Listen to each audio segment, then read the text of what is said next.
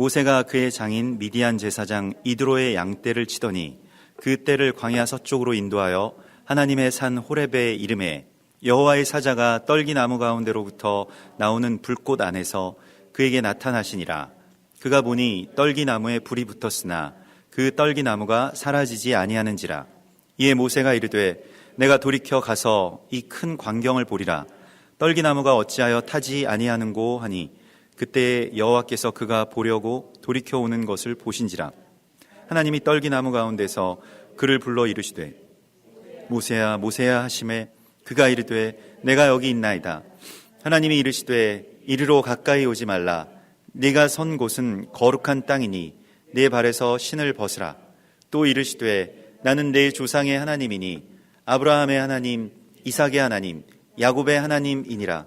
모세가 하나님 배웁기를 두려워하여 얼굴을 가리매 여호와께서 이르시되 내가 애굽에 있는 내 백성의 고통을 분명히 보고 그들이 그들의 감독자로 말미암아 부르짖음을 듣고 그 근심을 알고 내가 내려가서 그들을 애굽인의 손에서 건져내고 그들을 그 땅에서 인도하여 아름답고 광대한 땅 젖과 꿀이 흐르는 땅 곧 가나안 족속 헷 족속 아모리 족속 브리스 족속 히위 족속 여부스 족속의 지방에 데려가려 하노라. 이제 가라.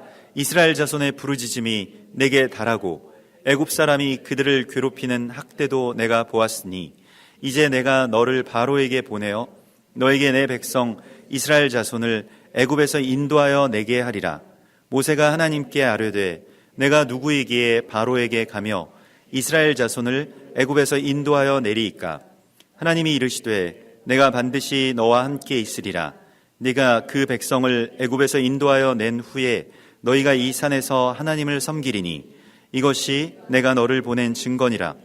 모세가 하나님께 아뢰되 내가 이스라엘 자손에게 가서 이르기를 너희의 조상의 하나님이 나를 너희에게 보내셨다 하면 그들이 내게 묻기를 그의 이름이 무엇이냐 하리니 내가 무엇이라고 그들에게 말하리이까.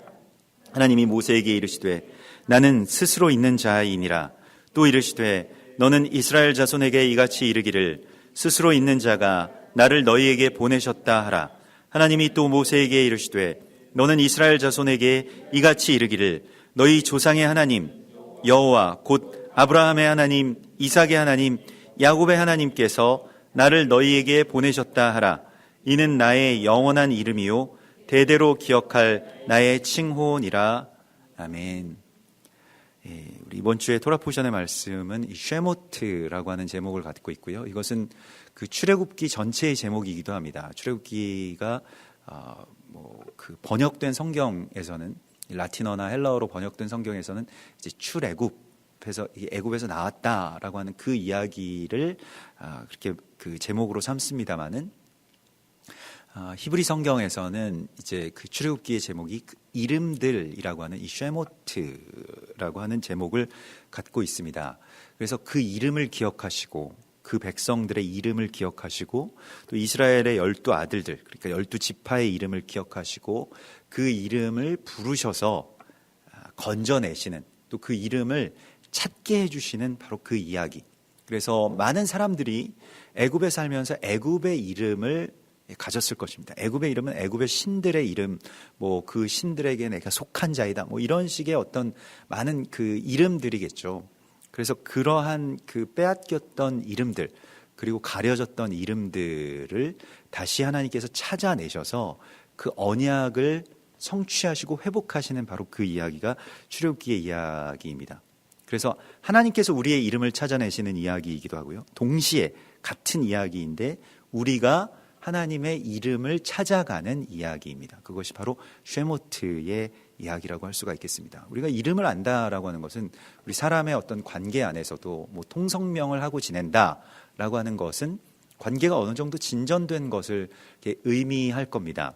근데 우리가 하나님의 이름을 안다라고 하는 것은 이것보다 조금 더 깊은 의미를 갖고 있는데요.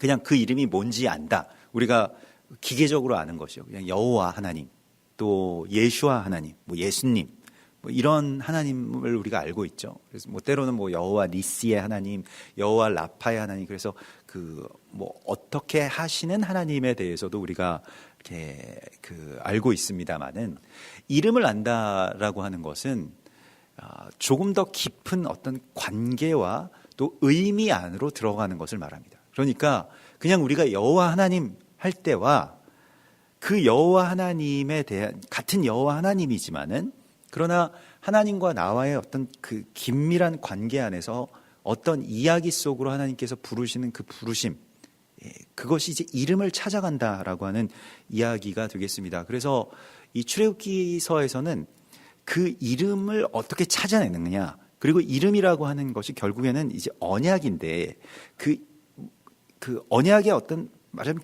열쇠와 같은 것이 이름이거든요. 그러니까 이름을 부른다라고 하는 것, 이름을 찾아낸다라고 하는 것이 그 언약의 열쇠가 맞춰지는 것과 같은 의미이기 때문에 이름이 찾아진다라고 하는 것은 다시 말해서 우리에게 주신 하나님의 권세가 회복되는 것을 말하는 것이고요.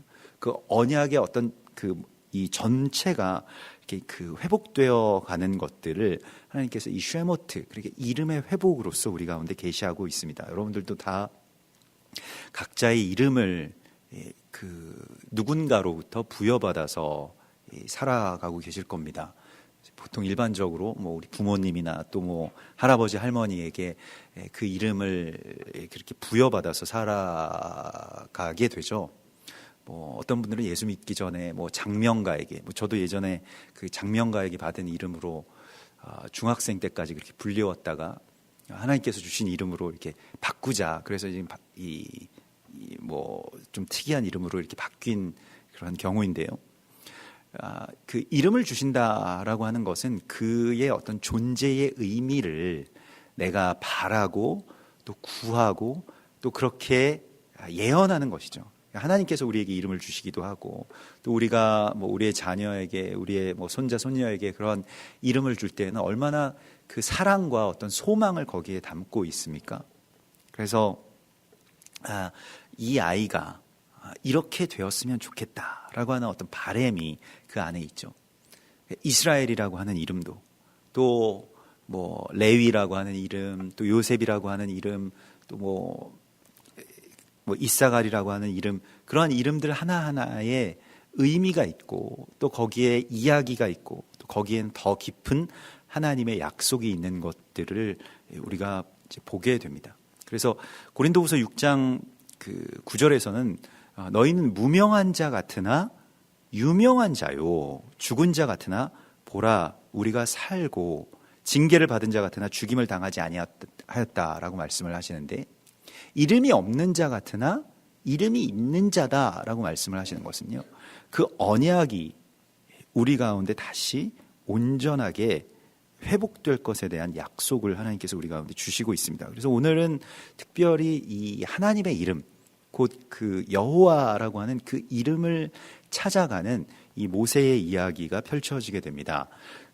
오늘 그 출애굽기 3장 1절에서 먼저는 모세가 그의 장인 미디안 제사장 이드로의 양떼를 치더니 이렇게 되어 있는데요. 사실은 출애굽기는 그 시작의 지점부터 모세가 해산하게 되는 그런 과정도 그렇고요. 또 지금 모세가 이 하나님의 산, 약속의 산을 찾아내는 그러한 경위도 그렇고 계속 이방인과의 이 합력함이 있습니다. 연합이 있습니다. 사실 모세를 그렇게 태어나게 해준 그 산파들, 그래서 여기서 뭐 히브리 산파라고 그렇게 그 번역이 되었습니다만은 그 1장에서요. 근데 아주 정확하게 직역하면 히브리인들을 위한 산파들이 이 두 명의 이 부하와 시브라라고 하는 이 두 명의 산파가 이 히브리인 남자 아이들을 계속해서 살려주고 모세까지 이렇게 해산하게 하도록 그렇게 도와주는 어떤 산파의 역할을 하는 이 두 여인이 있는데, 일반적으로 이 두 여인은 그 이방 여인이라고 그렇게 인정됩니다. 왜냐하면 이 이름 자체가 히브리인의 이름이 아니고요. 원래 그리고 히브리인 산파가 아니라 히브리인을 위한 산파.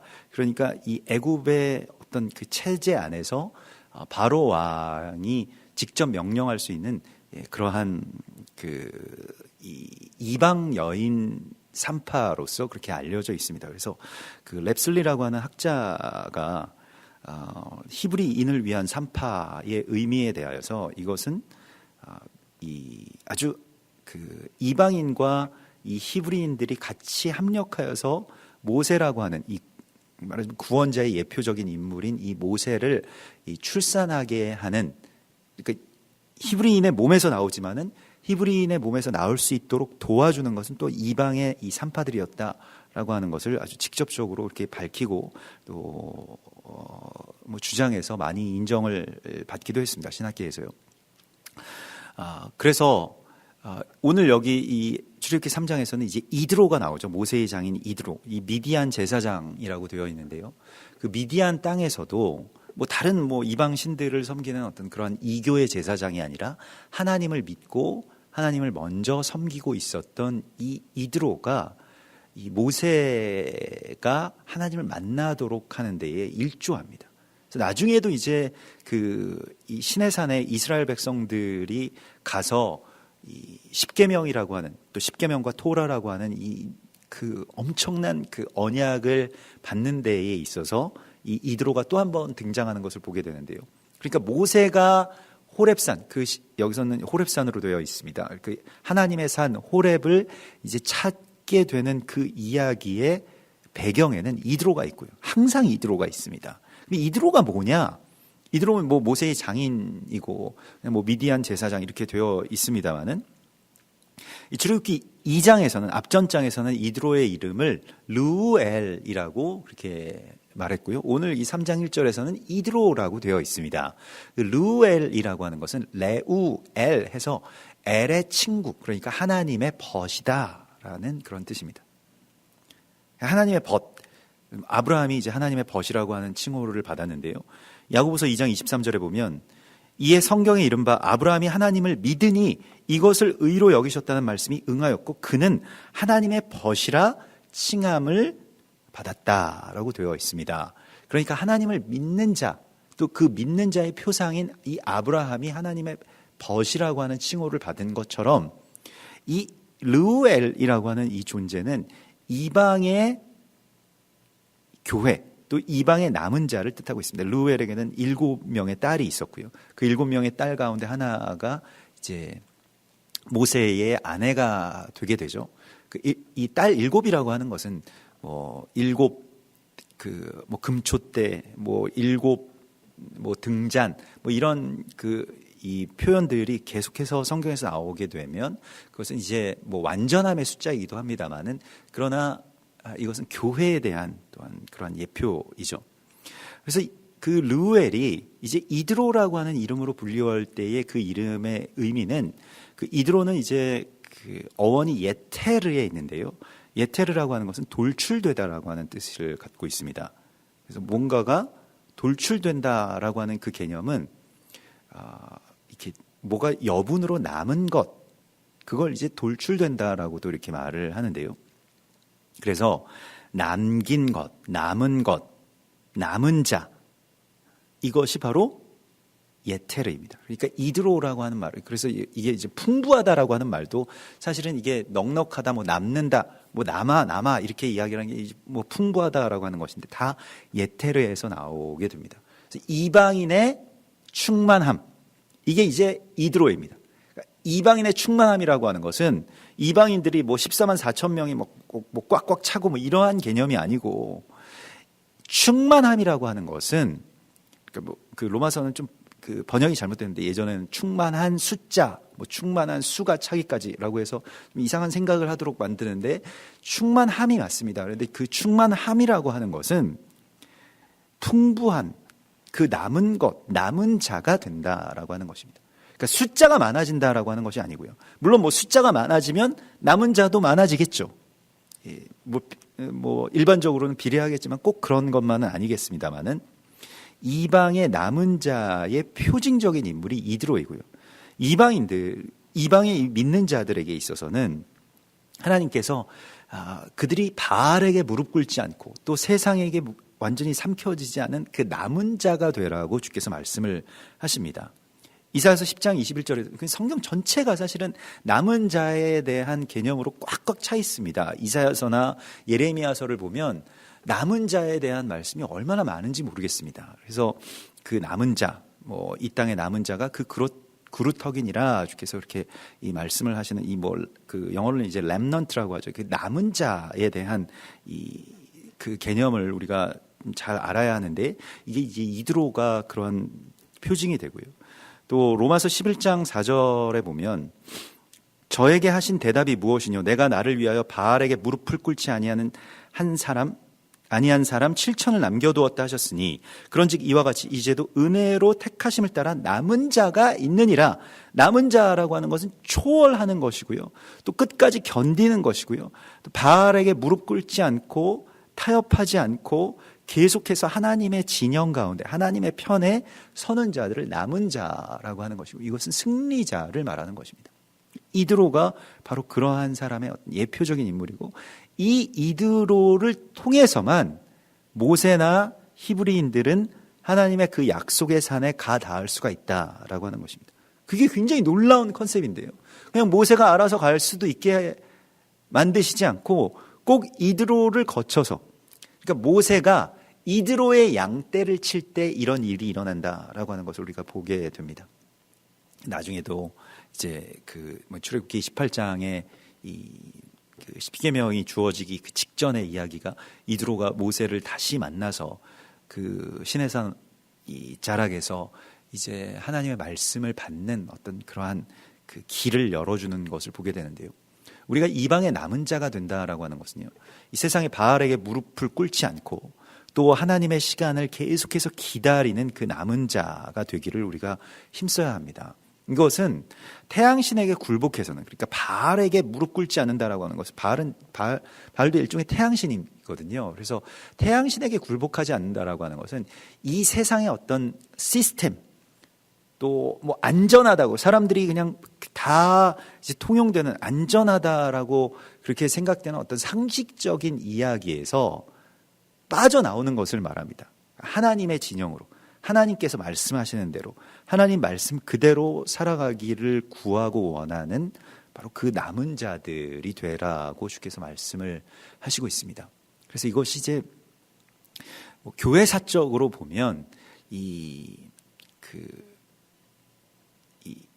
교회사의 어떤 그런 양지에 기록된 무슨 어떤 교황이나 아니면 무슨 어떤 황제나 이런 어떤 큰 정치가들이나 아니면 권력자들이나 어떤 시스템의 정점에 있는 사람들을 위주로 해서 돌아가는 그러한 역사의 이야기가 아니라 오늘 이 출애굽기의 말씀들을 보면 그러한 사람들은 이름도 안 나오고요. 바로 왕의 이름도 제대로 나오지 않고 그 이면에 있는 무명한 자들의 이름, 그러니까 히브리 산파들이나 아주 무명한 사람들, 그 모세의 누이라든가 아니면 모세의 부모라든가 이러한 사람들의 이름들이 계속해서 이렇게 등장하면서 하나님의 역사를 이루어 가시는 것이 바로 이 남은 자들, 그러니까 세상적으로는 무명한 자 같지만 하나님이 택하셔서 하나님의 역사를 이루어 가시는 이 남은 자들의 영성을 우리 가운데 회복하시기를 원하는 메시지가 여기 가득 차 있습니다. 남은 자가 된다라고 하는 것. 그래서 교회사적으로도 보면 우리가 잘 알지 못하는 무슨 왈도파, 제세례파, 아니면 모라비안 공동체, 이러한 그 아주 작은 그리고 무명한, 그리고 이 제도가 무언가 어떤 이 바알과 타협하고 있는, 이 태양신과 타협하고 있는 그 지점을 이제 거부한 그러한 그 이방의 남은 자들로서의 공동체를 우리가 기억하고 또 바라야 됩니다. 그런데 그러한 많은 공동체들이 교황에 의해서 또 세상의 그런 권력자들에 의해서 이단시됐죠. 그리고 완전히 어떻게 보면 그 정죄되고요. 또 때로는 이 마녀라고 그렇게 불리우기도 했고, 유대인들을 포함해서 많은 경우에 그러한 남은 자들을 핍박하고 또 말살해 버리려고 하는 어떤 그러한 이 대적의 시도들이 굉장히 큰 어떤 권력의 모습으로 나타나게 되는 것들을 우리가 이제 보게 됩니다. 중국에도 지금 어제도 이제 성탄절을 시절이었음에도 불구하고 중국의 그 사천성에 지금 완전히 지하 교회들이 쑥대밭이 되고 있는데요. 왜냐하면 지하 교회가 사실 우리가 생각하는 규모를 훨씬 넘어서서 뭐 인구도 많지만은 지하 교회가 뭐 600명, 800명 된다라고 하니까요. 그 정부에서 이제 통제하고 인정하는 그 삼자 교회 말고 그냥 말하자면 무인가로 그 몰래 모이는 그 지하 교회들이 너무 폭발적으로 부흥을 하기 시작하니까 정부에서 위협을 느낀 겁니다. 그래서 어제도 180명을 그렇게 그 연행해서 구금했다라고 하는데요. 그 중에 몇 명은 그냥 아주 장기적으로 실종됐고요. 뭐 어떻게 되는지 아무도 알지 못합니다. 중국이 뭐 그런 실종들이 되게 많죠. 그리고 그 교회의 목사님, 그러니까 그 중국의 그 어제 그 사천성의 그 교회 목사님은 그 반정부 행위, 이 반정부 행위를 그렇게 이 행위자로 이렇게 그 죄목을 정해서 이제 정부에서 완전히 이제 그러니까 뭐라고 하나요? 국가 전복 혐의로 체포를 시키고요. 또 그 사모님은 이제 가택에서 나오지 못하도록 동일한 것인데 거기서 이제 가택 연금 조치를 내렸다라고 하는 겁니다. 그러니까 지난 12월 9일에도 이미 100여 명을 그 성도들 이 700명 중에서 100여 명을 구금한 막 거리에서 다 잡아들였다는 거예요. 구금했는데 어제 또 그렇게 24일, 25일에 그 이상의 그러한 이 체포가 있었고요. 또 허난성에서는 교회 4,000개가 있었는데 허난성에도 지하교회 4,000교회가 있었는데 그 교회들의 이 공안들이 다 급습해서 십자가가 다 철거됐다라고 합니다.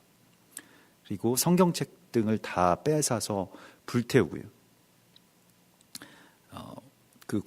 지난 9월 달에 그 북경에 있는 가장 큰 지하교회인 그 시온교회가 폐쇄되었습니다. 그래서 작년에 중국에서 체포된 그 기독교인 숫자가 지하교회 성도들이 3,000명이었는데요. 올해는 1만 명이 넘어섰다라고 합니다.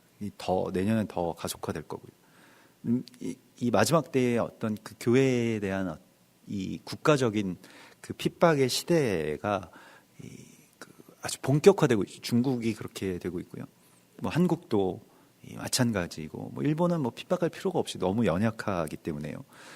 자기들이 이제 거의 지금 몰락해가고 있는데 우리가 뭐 일본 교회의 아주 어떤 뭐 뜨거운 교회들 한두 교회 정도 뭐 아주 소수의 그 남은 자들 외에는 이 이방인들가 뭐 미국 선교사들이 아주 오래전부터 일본 선교에 많이 힘을 써서 일본의 이 교단들 좀 역사가 오랜 뭐 감리교나 침례교나 뭐 장로교 그 교단들이 일본에 아직도 있거든요. 근데 뭐 목회자들의 숫자는 소수이고 성도들도 뭐 거의 없습니다만은 근데 뭐가 많냐면 부동산이 이제 많다는 거예요. 그래서 아주 완전히 정말 지금은 살 수도 없는 뭐 노른자 땅들의 가장 좋은 위치에 그 부동산들이 있는데 그걸 이제 뭐 성도들이 없고 목회자들이 이제 그 연금 시스템을 잘 이렇게 세워놔서 그걸 유지하기 위해서 하나씩 둘씩 팔아가지고 이제는 거의 남아있질 않다는 거예요. 목회자들이 뭐 별로 그렇게 전도나 또는 뭐 교회에 대해서 그렇게 신경 쓰지 않고 자기네들이 어떻게 살 것이냐라고 하는 어떤 생계에 대해서 이렇게 생각을 하고 그렇게 유지를 해서 뭐 미국 선교회에서는 뭐 이건 뭐 하늘이 무너지는 일이죠. 돈이 있다고 해서 살 수 있는 땅도 아니고 그런 교회도 아닌데 그런 데를 이제 다 팔아 넘기고 있으니까요. 그 가치를 이제 그렇게 팔아 넘기고 있는 것이죠. 이제 그런 일들이 일어나고 이게 점차적으로 뭐 한국에서도 이제 예수 믿는다라고 하는 것이 예전에는 뭐 여러분들 뭐 한 7, 80년대 뭐 그 이전에도 굉장히 좀 뭐랄까요? 뭐 정직하고 혹은 뭐 지적이고 또 예전에 어떤 미신들과 구습들을 그렇게 벗어난 어떤 그러한 그 신식 그런 신조류를 잘 그렇게 받아들인 어떤 지성적인 사람들이나 교양적인 사람들로 보았습니다만 지금은 완전히 다르죠. 예수 믿는다라고 하면 그 굉장히 그 좋아하지 않고 그 아주 오명들을 많이 쓰고 있는 것이 또한 그 우리가 지금 이 시대에 또 특별히 우리의 자녀들은 더 하죠. 학교에서 예수 믿는다라고 말하기가 어려운 또 그런 분위기가 아닌 그런 시대에 이제 내몰리게 되었습니다. 앞으로 이제 우리가 어떻게 살 것이냐라고 하는 것에 대해서 이제는 남은 자로서 살아가야 되는 것을 하나님이 우리에게 강하게 말씀하십니다. 남은 자가 된다라고 하는 것은 바알에게 무릎 꿇지 않는다라고 하는 것을 말하는 것이고요. 세상의 어떤 기존의 체제와 강요하는 시스템에 내가 들어가지 않겠다라고 하는 어떤 그런 아주 강력한 결단을 하나님께서 우리 가운데 요구하고 계시는 그 시대에 우리가 접어들게 된 겁니다. 근데 이게 그 나쁜 게 아니고요. 사실 남은 자가 된다라고 하는 것이 훨씬 더 그 좋은 것이거든요. 그러니까 어쩌면 우리가 또 우리의 자녀들이 시대를 더 잘 타고났는지도 모르겠습니다. 그냥 이 세상에 속해가지고 그 세상에서 높은 곳에 올라가면 하나님께 복받는 것이다. 이런 어떤 그 비진리 가운데 휩싸이지 않고 남은 자가 되는 것이 하나님의 나라의 그 거룩한 사명을 이루기 위한 우리의 자세인 것을 우리가 깨닫고 또 우리가 그것을 추구해야 함을 성경이 우리에게 말씀하고 있습니다. 그래서 이방의 교회는 이 이드로의 영성을 갖고 있어야 됩니다. 그 남은 자, 그것이 이방인의 충만함이기 때문에 그냥 어떤 숫자적인 충만함을 넘어서는 그러한 충만함, 그러한 남은 자. 그래서 오병이어 사건에서도 그 12바구니를 그 남은 것을 12바구니를 거두지 않습니까?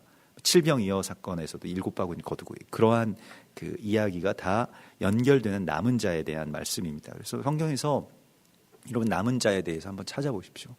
요즘에는 컴퓨터나 스마트폰으로 아주 쉽게 찾을 수 있기 때문에 남은 자에 대한 구절들을 다 읽어보면 그게 어떤 개념인지에 대해서 대략적인 어떤 이 기둥을 세울 수 있을 것입니다. 그래서 이방의 남은 자라고 하는 것이 무엇인지를 하나님이 우리에게 보여주시고요. 그리고 하나님의 산 호렙에 이제 드디어 모세가 이르게 되죠. 그 호렙이라고 하는 것은 이 시내산의 다른 명칭인데요. 여러분 이제 호렙이라고 하는 것은 이제 하라브에서 나온 말인데 이 하라브는 그 황폐하게 되다. 그래서 완전히 이렇게 가뭄에 타서 이 메마르다라고 하는 곳이 이제 이 호렙입니다. 하라브. 이 우리가 생각하는 하나님의 산, 그러니까 이 하나님의 산의 어떤 정점은 권력이 있고 그 영광이 있고 통치하고 이런 것이라고 생각을 할 수가 있겠는데 하나님께서는 그 하나님의 산을 호렙이라고 말씀을 하시고 있어요. 나중에 이제 엘리야도 그곳에 가게 되고요.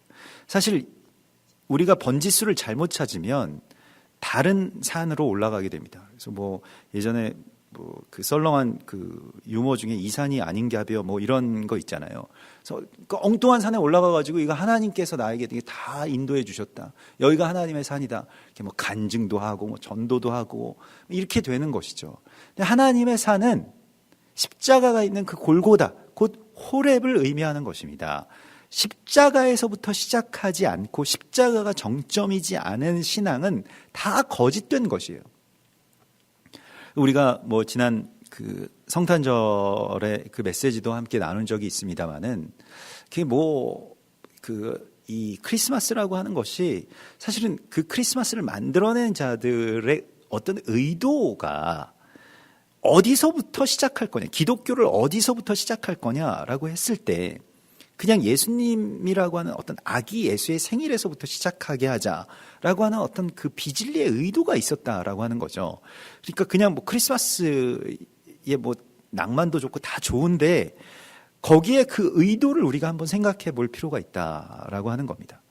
그러니까 사실 오늘 이제 하나님께서 나는 스스로 있는 자 아니라라고 말씀을 하시면서 그 근원을 우리가 알 수 없고 세계가 창조되기 전에, 내가 조성되기 훨씬 전에 우리의 어떤 물체도 있기 전부터 예수와께서 계셨는데, 예수님을 그냥 2000년 전에 베들레헴의 이 마국간에 아주 그 연약한 모습으로 온 아기로서 출발시킨다? 라고 하는 것은 성경의 의도와는 좀 맞지 않는 것이죠. 맞지 않는다기보다는 일부러 맞추지 않은 것이죠. 그러니까 예수님을 어떤 그 십자가를 지신 왕으로서 그렇게 인식하는 것에서부터 출발하지 않고, 예수님은 십자가부터 출발하자고 말씀을 하시는데요. 그런데 사람들은 그냥 예수님을 그 내 안에, 내 품에, 아니면 내 발 아래에 놓여 있는 어떤 아기 정도로, 그래서 뭐 성탄절에 우리 부르는 찬양 가운데서도 아기 잘도 잔다, 아기 잘도 잔다, 이런 그 고요한 밤, 거룩한 밤도 많이 부르지 않습니까? 근데 예수님, 그런 예수님으로 시작돼서는 안 되는 것이죠. 그 우리에게 있어서의 예수님이라고 하는 모습은, 예수님이 곧바로 베드로에게 그렇게 말씀하시지 않습니까? 이 마태복음 16장에서 우리 지난 주일날 나누었던 것과 같이 내가 십자가를 질 것이다. 십자가를 져서 이 세상의 군왕들에게 내가 잡혀가서 십자가를 질 것이다 라고 하는 그 산을 곧바로 보여주시지 않습니까? 우리가 이 하나님의 산이라고 하는 곳이 왜 호렙인가라고 하는 것에 대해서 실망해서는 안 됩니다. 십자가를 져야만, 그 산에서만 하나님의 승리가 선포될 수 있는 어떤 역설이 있기 때문에 그렇습니다. 그래서 십자가로부터 시작하는 이야기, 그게 이 호렙의 이야기고요. 그 호렙에서 하나님 만나고 하나님께 말씀 받고, 그리고 다시 회복되는 바로 그 이야기가 성경 전체에서 우리 가운데 계속 반복되는 이야기입니다. 그것이 이제 뭐 호렙이라고도 이야기를 하고, 신의 산이라고도 이야기를 하고, 그게 골고다라고도 이야기를 하죠. 그곳으로 하나님께서 우리를 이끌고 계신 것입니다. 여기에 가서 하나님을 우리가 만나게 되는 것이죠. 그래서 하나님께서 이제 그 호렙산에 이르렀을 때, 그러니까 모세가 호렙산에 이르렀을 때 여호와의 사자가 떨기나무 가운데로부터 나오는 불꽃 안에서 그에게 나타나시니라. 떨기나무, 이거는 이제 뭐 세네라고 해서 가시나무를 뜻하는 것이고요. 이 떨기나무는 그 메노라의 원형이라고도 할 수가 있겠죠. 그래서 여기에서부터 나오는 이 떨기나무에 불이 붙었는데, 그 불이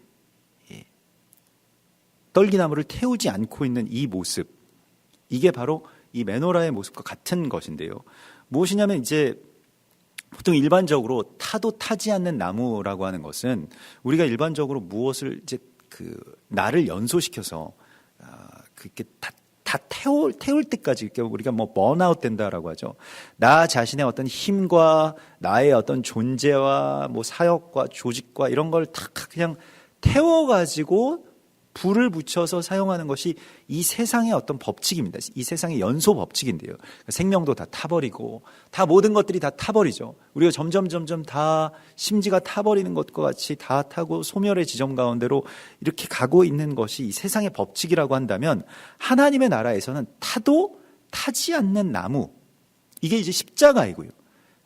역설적으로 내가 날마다 죽을 때에만 이 일들이 일어날 수가 있습니다.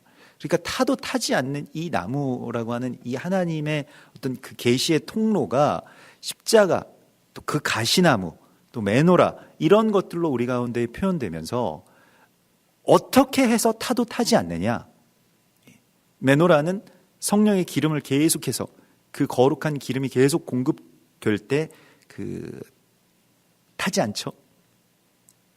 마찬가지로 하나님께서 우리 가운데 나 자신을 태워서 사는 그 삶의 한계를 우리 가운데 직면하라고 말씀을 하십니다. 얼마나 이제 우리가 점점 그 힘이 빠지기 전까지는요, 뭐 젊을 때는 더 하게 마련인데, 그냥 내가 능력이 있고 뭐 남은 시간이 있고 어떤 체력이 있고 이럴 때는 그냥 나를 막 태우죠. 내 돈이 있고 내 힘이 있고 이럴 때는 나를 막 태워가지고 쓰고, 그게 하나님을 위한 어떤 의이고 열심인 줄을 알고 그렇게 살아갈 때가 있습니다. 물론 그것도 어떤 과정에서는 굉장히 귀한 것이라고 할 수가 있겠습니다만은, 그 다음 단계에서는 내가 타지 않고 나를 태워서, 어떤 내 힘을 태워서 내 걸 태워가지고 그 일들을 하는 게 아니라고 하는 그 단계로 들어가게 되죠. 그냥 하나님께서 행하시는 것에 통로가 될 뿐입니다. 그럴 때에 타도 타지 않는 나무가 되는 것입니다. 우리가 그러한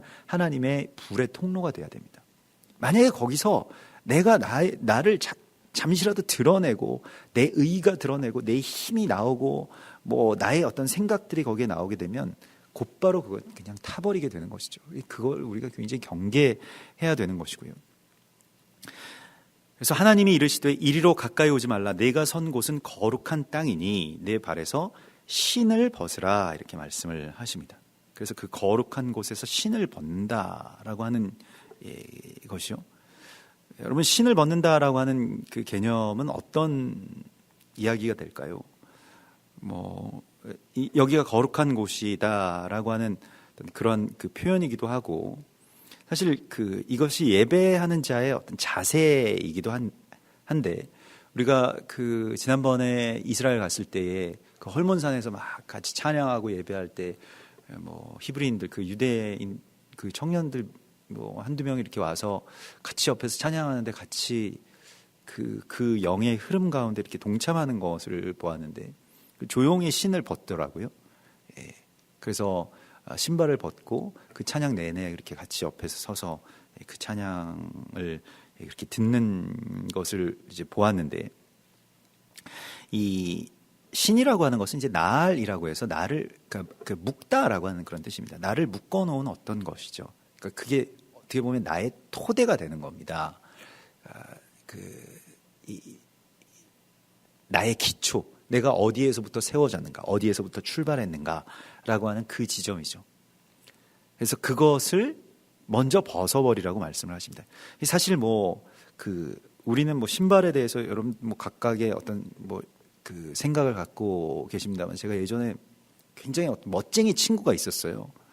그러니까 아주 옷을 잘 입고, 제가 보기에도 야 진짜 너는 멋있다, 어떻게 그 옷을 잘 입냐, 옛날 그런 어떤 패션 센스가 굉장히 뛰어난 친구가 있었는데, 그 친구가 저에게 그런 말을 하더라고요. 옷을 입는 데는 말이야 신발이 제일 중요한 거야, 이렇게 저한테 얘기하더라고요. 저는 그래서 무슨 얘기인지 잘 몰라서, 너는 신발 때문에 다 망신다고 옛날 그런 얘기를 하더라고요. 그러니까 그 위에다가 다 이렇게 세워 나가는 거다. 건물로 치면 그 신발이 기초가 되는데, 그 기초가 좋아야 그 위에 세워 나갈 수 있다. 신발 아무거나 신으면 되지 누가 그 신발을 보겠냐 그랬는데 아니라는 거예요. 그래서 완전히 관점이 다르더라고요. 근데 이 신이라고 하는 것이 내가 어디에서부터 시작되었는가, 내가 그러니까 어디에서부터 출발했느냐라고 하는 게 굉장히 이제 사람 자체를 달라지게 하는데, 우리가 믿음의 눈으로, 은혜로 정말로 갈급하고 간절하고 가난한 마음으로 성경을 보는 것과, 성경에 대해서 제가 최근에 어떤 강의를 몇 개를 이제 이게 인터넷에서 들었는데, 아무튼 세계적인 석학이에요. 그러니까 이 중근동, 이 셈족 언어에 대해서 우리나라에서뿐만이 아니라 세계적으로도 그만한 어떤 학자가 몇 없습니다. 그러니까 그 사전을 만드는 데에 초청받을 정도로 그러한 학자의 어떤 강의를 들어봤는데, 아는 건 굉장히 많지만 가난함이 없으니까요. 그러니까 어떤 것 위에 하나님을 아는 그 토대가 있느냐. 그러니까 어떤 느낌이 드냐면, 그거 별거 아니에요. 약간 이런 식의 어떤 뭐랄까요? 그러니까 제 생각에서는 이 전문가는 전문가인데 약간 되먹지 못한 전문가의 그런 자세 있지 않습니까? 그러니까 그것에 대해서 소중함이 없고 귀중함이 없고 그냥 내가 다 공부해봤다라고 하는 어떤 그러한 느낌이 굉장히 되게 거북하게 느껴졌습니다. 내가 굉장히 알고 싶은 것들을 많이 말씀을 하심에도 불구하고 이제 은혜가 안 되는 거죠. 이게 그 자세 자체가. 그러니까 어디에서부터 그분이 이제 나중에 그냥 이거 그냥 종교일 뿐이다. 그냥 여러 세상의 종교들 가운데 하나고, 어떤 철학적인 사조에서 그걸 이제 좀 풀어가시는 어떤 그러한 방식으로 풀어가시는데, 제가 이 실명을 거론하기는 좀 그렇습니다만은, 아무튼 그런 학자들이 굉장히 많이 있죠. 근데 무엇 위에 그 열심을 세우고 그 삶의 시간을 쌓아 올리고 거기에서 나의 어떤 공든 탑을 이렇게 세워 나갈 거냐, 뭐 어떤 것 위에 그걸 세울 거냐라고 하는 게 결국에는 우리의 신이라고 하는 겁니다. 그러니까 어디에서부터 출발할 거냐라고 하는 것이죠. 우리의 삶을, 내 삶을 어떤 토대 위에 세워 나갈 거냐라고 하는 것에 대해서 다시 바꾸라는 거예요. 우리가 남은 자가 되기 위해서 사는 삶은 완전 출발점이 다르겠죠. 지향점도 다를 뿐더러 출발점도 다를 겁니다. 나는 그렇게 살지 않겠어. 나는 그렇게 태양신에게 무릎을 꿇고 거기에 어떤 그 주류에 어떻게든 끼어 보려고 살지 않겠어. 라고 하면 완전히 또 다른 어떤 세계가 이제 펼쳐지게 되는 것 아니겠습니까? 근데 그 안에 들어야만, 또 그 안에서 떨어지면 죽는다라고 하는 어떤 그런 공포심 가운데 이 세상이 다 물들어 있죠. 그래서 예전에도 이제 저도 그랬습니다만, 강남 살던 분들이 이제 강남에서 벗어나는 순간 죽는 줄 안다라고 굉장히 공포스러워하고, 되도록이면 그래서 이사를 가더라도 북쪽으로는 잘 안 가고, 그나마 그래도 남쪽으로 가려고, 그래서 아마 여기까지 오신 분들도 있을 겁니다. 아무튼 이사를 해도 한강 넘어가면 죽는다라고 하는 생각을 가지고 있다는 거예요. 그래서 생각해보니까 다들 그러신 것 같더라고요. 그래서 우리가 어떤 그 시각에서 또 어떤 자세에서 나의 삶을 세워 나갈 것이냐라고 하는 바로 그 출발점에 완전히 새로운 하나님의 이 역사하심으로 나오라고 주께서 말씀하십니다. 그 매여 있는 것이 있거든요. 그게 내가 그냥 선택해서 신고 다니는 신발 같지만 사실은 그것을 벗으라 하고 말씀을 하십니다. 사실은 신발이 필요 없는 존재에 대해서 저도 예전에 묵상하고 같이 나누었던 이 의미 가운데 하나는 아기들이죠. 다시 아기가 되는 거죠. 아기들은 신발이 필요 없지 않습니까? 엄마 아빠가 맨날 안아가지고 옮겨주고 자기가 걷지 못하니까요. 그러니까 스스로 띠띠고 스스로 묶어서 스스로 신발 신고 다니는 그러한 삶에서 돌이키라. 그러니까 이거 거듭남을 말하는 것입니다. 신을 벗는다라고 하는 것은 내가 다시 어린 아기처럼, 내가 아기가 되는 것은 문제가 없습니다. 다시 아기처럼 주님의 품에 안겨서 주님께서 이끄시는 대로, 우리 오늘 찬양하고 기도한 대로 주님이 말씀하시는 대로 온전하게 순복하는 그 자세가 바로 신을 벗는 자세이죠. 내 주장의 그 신들을 다 벗어 던지는 그런 이야기입니다. 그래서 이 묶임, 나알의 묶임, 나를 묶고 있는 이 신을 벗어 던지라고 주께서 말씀을 하십니다. 그것이 우리가 거룩한 땅에 들어가는 지혜이고 방법인 것입니다. 그러면서 주께서 나는 아브라함의 하나님, 이삭의 하나님, 야곱의 하나님이니 이렇게 말씀을 하시죠. 그리고 너희의 부르짖음을 들은 하나님이라고 말씀을 하십니다. 히브리인들의 부르짖음을 들었다라고 말씀을 하시면서 이제 히브리인들에게 내가 너를 보낼 것이다. 특별히 이스라엘 자손들을 애굽 땅에서 건져내기 위해서 너를 바로에게 보내어 너에게 내 백성 이스라엘 자손을 애굽에서 인도하여 내게 하리라. 이렇게 말하는데요. 근데 모세가 이렇게 반문합니다. 모세가 하나님께 아뢰되 내가 누구이기에 바로에게 가며 이스라엘 자손을 애굽에서 인도하여 내리이까라고 말하죠. 내가 누구이기에 라고 그렇게 말하고 있습니다.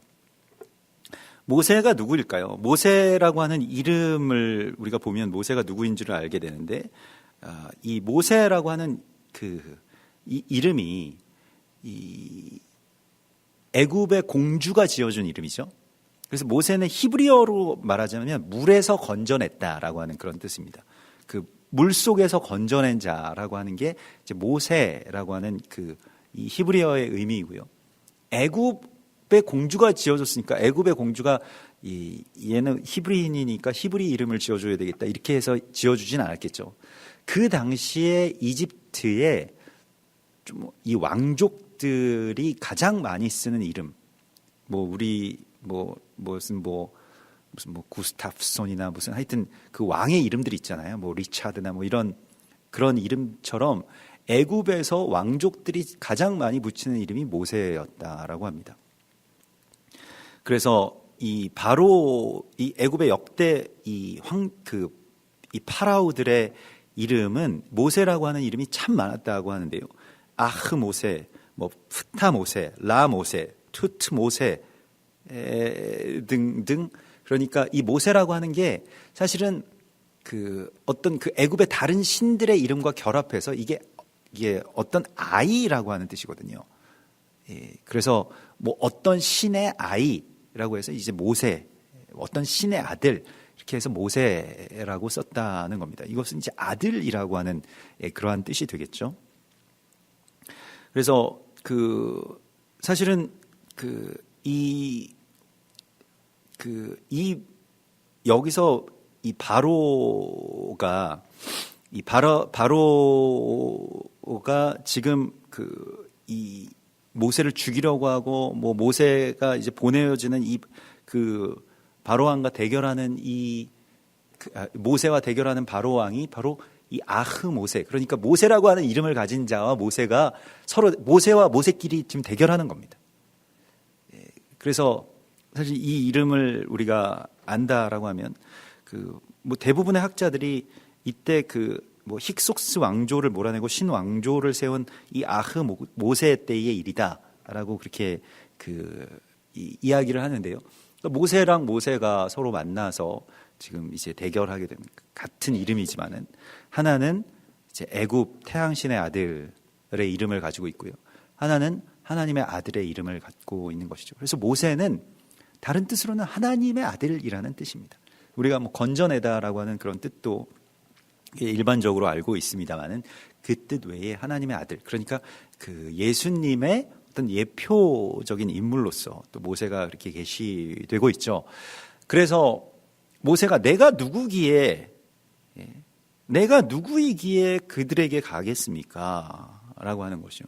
그러니까 사실은 나의 정체성을 찾는 것, 내 이름의 의미를 찾아 나가는 것, 그러니까 나를 통한 언약이 무엇인지를 찾게 되는 바로 그 이야기가 이름 찾는 이야기입니다. 여러분들에게도 다 이름이 있고요. 그게 뭐 육신의 어떤 이름이든 아니면 하나님께서 부여해 주시는 어떤 새 이름이든, 뭐 선교사님들 같은 경우에는 새로운 이름을 또 하나님에게 받아서 그 이름으로 이제 사용하시기도 하죠. 그런 이름이든 아무튼 내 이름에 나에게 주신 하나님의 언약, 내가 누구라고 하는 것을 아는 것, 그것이 우리가 하나님을 아는 이야기와 이제 같이 진행되는 일이라고 말씀을 하십니다. 그래서 내가 누굽니까? 라고 하는 것을 묻는 것이죠. 너는 모세잖아 라고 하나님 말씀을 하시고 있는 것이죠. 그런데 모세가 묻습니다. 내가 누구기에 저들에게 가겠습니까? 라고, 나는 누구입니까? 라고 먼저는 who am I? 나는 누구입니까? 라고 하나님께 묻죠, 모세가. 그랬더니 하나님이 어떻게 대답하십니까? 모세의 이름에 대해서 하나님께서 대답하시는 것은 무엇입니까? 오늘 12절의 말씀에 나오는데요. 하나님이 이르시되 내가 반드시 너와 함께 있으리라. 이게 너의 이름이라고 말씀하는 거예요. 네 이름이 모세다 이렇게 말씀을 하시지 않고 내가 반드시 너와 함께 있으리라. 반드시, 하나님이 반드시 함께하는 사람, 그게 모세라고 하는 거예요. 그렇기 때문에 하나님께서 말씀하시고 보내신 곳에 갈 수 있다라고 하시는 것입니다.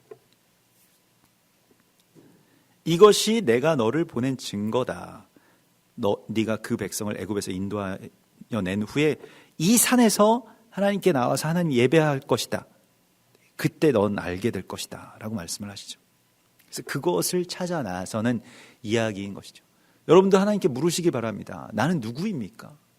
내가 누구이기에, 나는 어떤 사람이기에 내가 어떤 일을 해야 됩니까? 라고 하는 것을 하나님께 묻는 시간이 되시기를 바랍니다. 그런데 하나님께서는 너는 내가 떠나지 않는 사람이다 라고 말씀하세요. 내가 너와 항상 함께하는 자다. 이거야말로 우리가 들어야 되는 가장 최상의 이름입니다. 하나님이 나를 떠나지 않으신다. 나는 하나님이 떠나시지 않는, 하나님이 늘 동행하시는 존재다라고 하는 이 복된 이름을 모세가 받습니다. 우리도 이 이름을 사모해야 할 것입니다. 그래서 너는 네 이름대로 글로써 이 세상의 영웅이 될 거야. 문웅이라고 하는 이름이라면 그렇게 되고, 어떤 이름은 돈을 많이 벌게 될 거야. 이런 이름의 어떤 그 의미를 넘어서서 하나님께서는 모세라고 하는 그 한 존재가 하나님과 늘 동행하는 자가 될 것이라고 하는 복을 주십니다. 그래서 하나님이 이르시되 내가 반드시 너와 함께 있으리라 라고 하는, 사실은 이 말씀이 하나님의 이름이기도 합니다. 그래서 모세가 이제 다시 묻죠. 당신의 이름은 무엇입니까? 라고 묻습니다. 그래서 이스라엘 자손에게 가서 누가 어떤 이름이 나를 보내셨다라고 그렇게 질문을 하겠습니까? 라고 하는 것을 이렇게 묻게 되죠. 사실 그 하나님의 이름을 묻는 것은 모세가 처음이 아니죠. 야곱도 그 야복강가에서 하나님의 이름을 묻는데 하나님이 알려주시지 않죠. 어찌하여 내 이름을 묻느냐 이렇게 말씀을 하시고요. 오늘 이 출애굽기 3장에서도 하나님께서 당신의 이름을 제대로 알려주신 것은 아닙니다. 그러니까 나는 스스로 있는 자 아니라 라고 말씀을 하셨을 뿐이지 이름을 알려주신 것은 아니거든요. 그 이름과는 좀 다른 개념입니다. 그래서 사실은 이 고대에 지금도 마찬가지입니다만은 그 신의 이름을 안다, 아니면 누군가의 이름을 안다라고 하는 것은 그를 제어할 수 있는 권세를 얻는 어떤 주술적인 행위였다라고 합니다. 그래서 대적이 우리 이름을 알아내려고 한다라고 하는 이 개념이 이 애굽에도 있었다는 것이고요. 사실 성경에도 그게 나오죠. 그래서 왜 우리도 예전에 어른들이 이름을 잘 안 부르고 개똥이나 소똥이로 불렀던 이유가 그거 귀신이 알아내면은 빨리 죽는다 이렇게 해가지고 되도록이면 본명을 안 부르고 좀 어느 정도 안전해질 때까지 다른 이름을 불렀다는 거 아닙니까? 그게 아명이라고 하죠. 그래서 어린아이 때에 그런 이름을 불렀던 것 같이 예수님께서도 사실은 이 귀신을 쫓아내실 때 이름을 물어보죠. 너 누구냐? 네 이름이 뭐냐라고 이렇게 물어보실 때가 있죠. 그러니까 이름 자체가, 근데 그 귀신이 그냥 바로 굴복해가지고 내 이름은 군대입니다라고 이렇게 대답을 하는 것처럼요. 그 이름을 묻고 그걸 내가 알아내면 그것을 제어할 수 있게 된다는 겁니다. 그래서 사실 그 축사 사역 하시는 분들 가운데서도 이제 귀신한테 이름 물어보는 경우가 있죠. 너 누구야? 이렇게 물어보면 그 자기 본명 말고 다른 이름을 이렇게 대답할 때도 있는데, 사실 그래서 하나님의 이름을 물어본다는 것은 그 존재의 의미가 무엇인지, 또 그분이 어떤 분인지를 한 번에 이렇게 확 알려고 하는 어떤 우리의 욕망이기도 하고요. 또 우리가 그 이름을 모르면 또 어떻게 믿겠습니까? 그러니까 그 이름이라고 하는 건 우리가 좀 식별하기 위한 어떤 그러한 태도이기도 하죠. 하나님께 그 이름을 물어가는 과정, 그리고 묻고 그것을 알아가는 과정이 이 히브리인들에게 있어서는 이것이 이제 우리의 믿음의 여정이라고 말을 합니다. 그러니까 그냥 이름을 안다라고 해서 아는 게 아니고, 그 이름이라고 하는 것은 오늘 하나님께서도 당신의 이름을 말씀하실 때 의미를 말씀하시지 그냥 어떤 호칭, 명칭 자체를 우리 가운데 알려주시지 않습니다.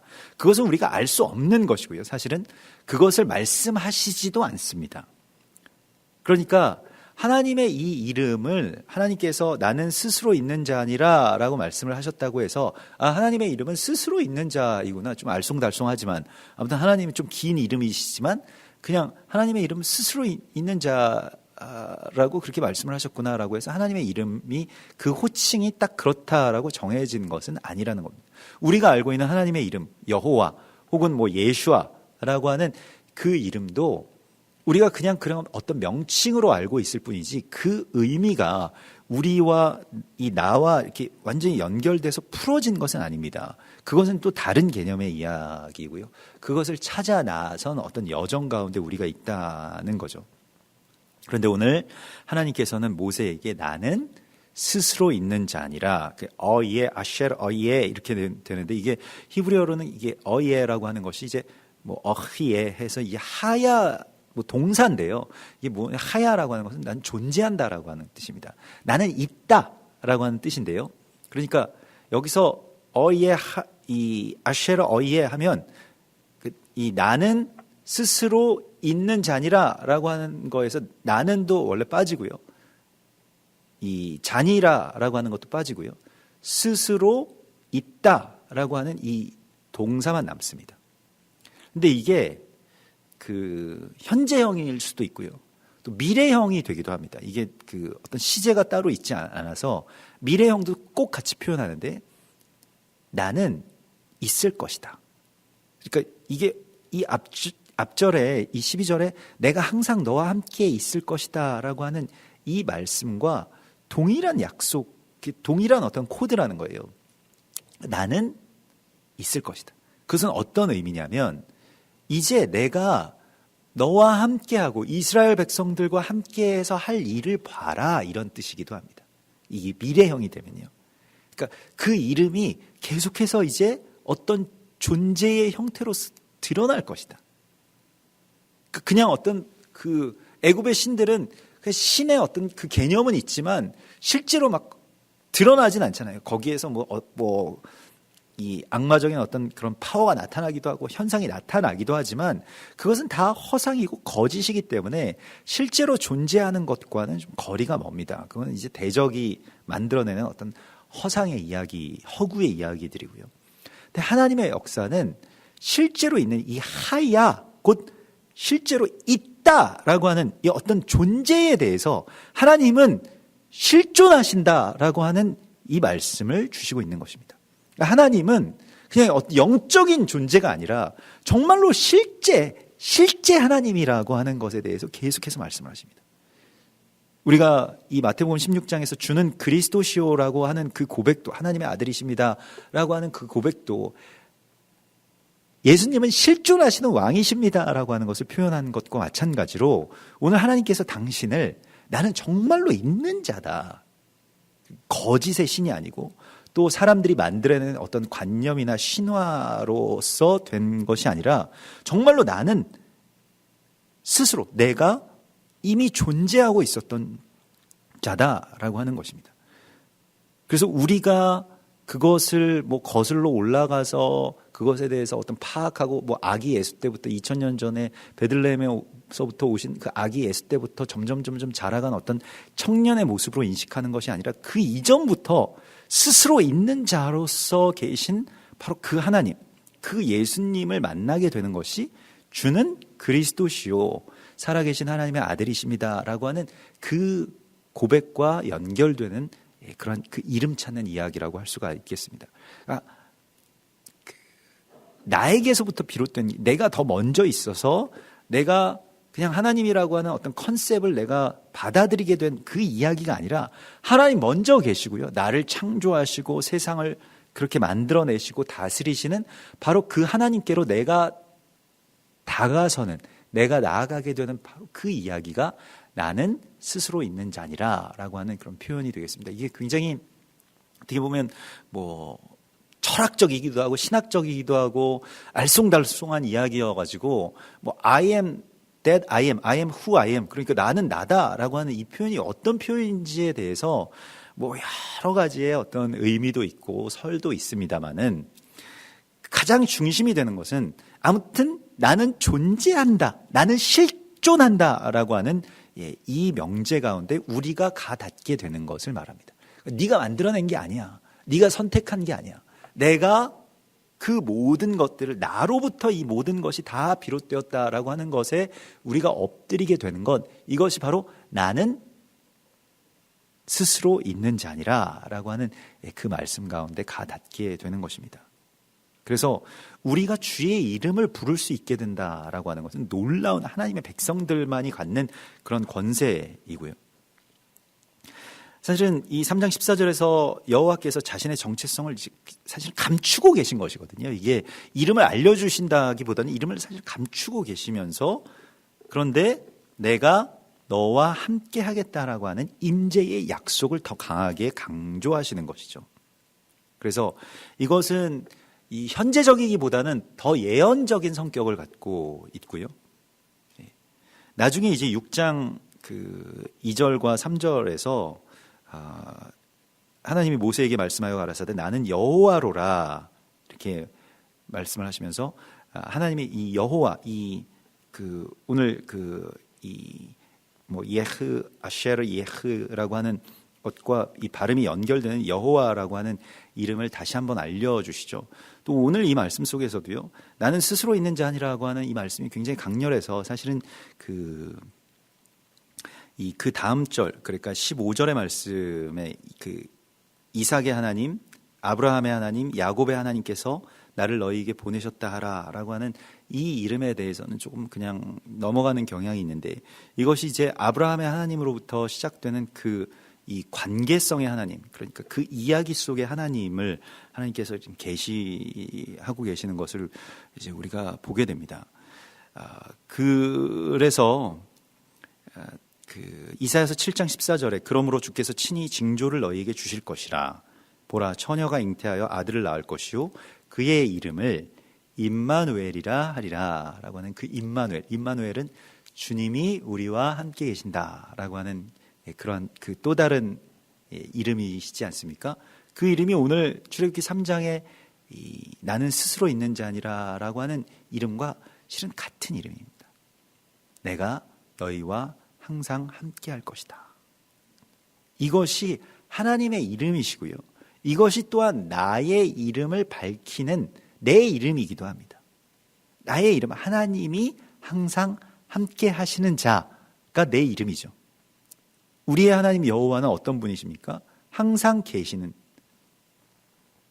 전에도 계셨고 지금도 계시며 앞으로도 영존하시는 그 하나님.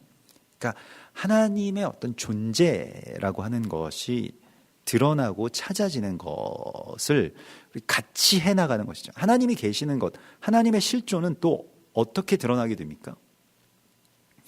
하나님의 실존이라고 하는 것은 이게 무슨 실존, 존재 이런 말이 나오면 우리가 좀 골치가 아파지곤 하는데, 하나님이 아무튼 실제가 되는 그 일이 어떻게 나타나게 될까요? 하나님 우리를 통해서, 나를 통해서 나와 항상 함께 계시는 그 하나님께서 드러나십니다. 그러니까 하나님의 그 실존이라고 하는 것이 내 안에서 드러나게 되는 것은 이제 내가 나의 어떤 정체성을 찾아가는 이야기가 되겠고요.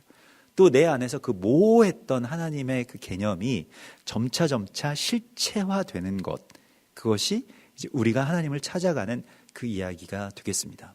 그래서 우리가 하나님의 이름을 깨닫게 되고 또 그 이름을 살아가게 되고 또 그 이름이 점차 내 안에서도 온전하게 드러내지는 것, 세상 가운데 임마누엘의 통로가 되는 바로 그 이름으로 여러분들 한 분 한 분의 이름을 하나님께서 부르셨다라고 말씀을 하십니다.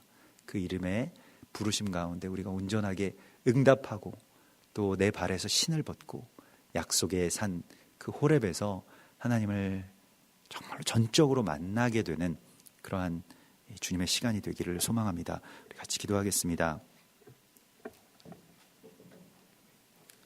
이 시간 우리 주님 바라보시면서 오늘 모세가 하나님께 드렸던 질문 이 두 가지를 우리 가지고 또 우리도 기도하면서 하나님께 나아가시겠습니다.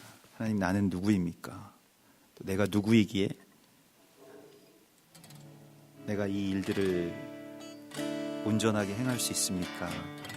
라고 우리 주님께 묻고 또 주님의 이름을 알게 하여 주시옵소서.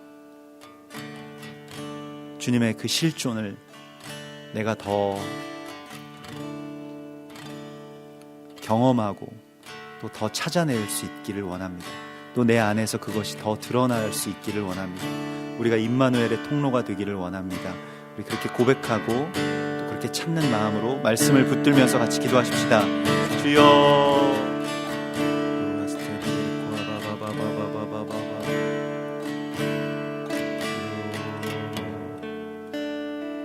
오 주님, 참으로 이 마지막 때에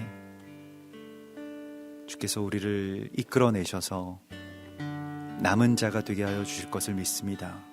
바알에게 무릎 꿇지 아니한 남은 자로 우리가 끝까지 주의 편에 서게 하여 주시옵소서. 또한 주의 도우심을 받아 약속의 산 호렙에 이르게 하여 주시고, 또 타도 타지 않았던 떨기나무처럼 우리도 주의 불로 빛나되 나 자신을 태우지 않는 삶의 자유함 가운데로 우리를 이끌어 주시옵소서. 주님, 이제 주께서 우리의 이름을 알게 하여 주시고 나를 이 세상에 보내신 이유를 깨닫게 하여 주셔서 내가 누구인지를 아는 그러한 참된 지혜를 열어주시고, 또한 언제나 하나님께서 함께 계시는 자로 이 세상 속에 주의 이름을 가지고 살게 하여 주시옵소서. 또한 주님의 이름을 깨닫게 하여 주시고 주님의 이름을 알아가게 하여 주시옵소서. 그리하여서 주께서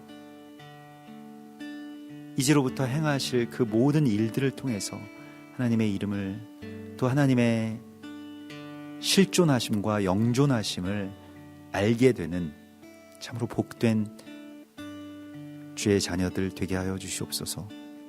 오늘 이 밤에 내가 너희와 항상 함께 하겠다라고 말씀하신 주님의 말씀이 우리 안에, 또 이 제단과 교회와 가정 가운데 이루어졌음을 믿사오며 거룩하신 예수와 메시아의 이름으로 감사하며 기도드리옵나이다. 아멘. 하늘에 계신 우리 아버지시여, 이름이 거룩히 여김을 받으시오며 나라의 마옵시며 뜻이 하늘에서 이룬 것 같이 땅에서도 이루어지이다. 오늘날 우리에게 일용할 양식을 주옵시고 우리가 우리에게 죄 지은 자를 사하여 준 것 같이 우리 죄를 사하여 주옵시고 우리를 시험에 들게 하지 마옵시며 다만 악에서 구하옵소서. 대개 나라와 권세와 영광이 아버지께 영원히 있사옵나이다. 아멘.